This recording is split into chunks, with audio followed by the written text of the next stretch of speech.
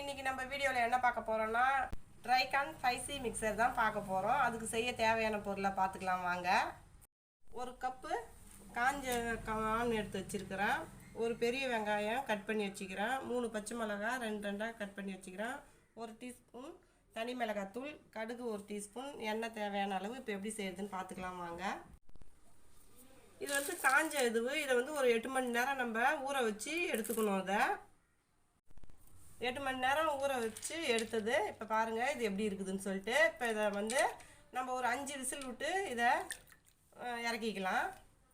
இதை வந்து நம்ம குக்கரில் போட்டுக்கலாம். இப்போ இது முழுகிற அளவுக்கு நம்ம தண்ணி இதில் ஊற்றிக்கலாம். இப்போ இதுக்கு தேவையான அளவு உப்பு 1/2 ஸ்பூனு போட்டுக்கிறேன். நான் நல்லா மிக்ஸ் பண்ணி விட்டுக்குங்க.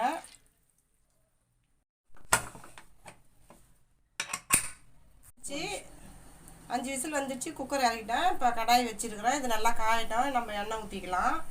இப்போ கடாய் நல்லா காஞ்சிடுச்சு. இப்போ நான் வந்து எண்ணெய் வந்து ஒரு 1/2 ஸ்பூன் ஊற்றிக்கிறேன். நான்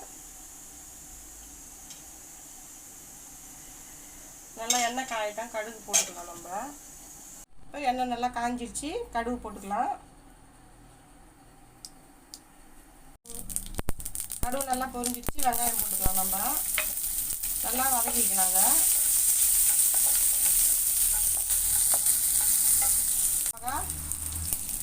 போட்டுக்கலாம்.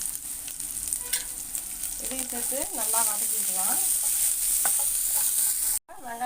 வெங்காயம் நல்லா வதங்கிச்சு. நம்மளுடைய வேக வைத்த கானை வந்து இதில் போட்டுக்கலாம். நல்லா மிக்ஸ் பண்ணி வச்சுக்கோங்க.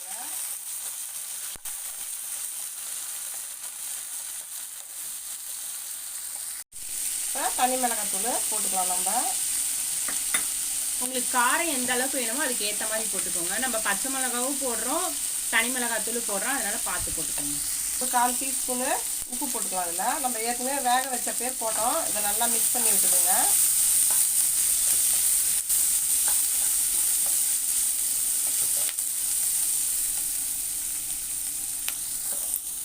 இப்போ நல்லா மிக்ஸ் பண்ணி விட்டுக்கலாம்.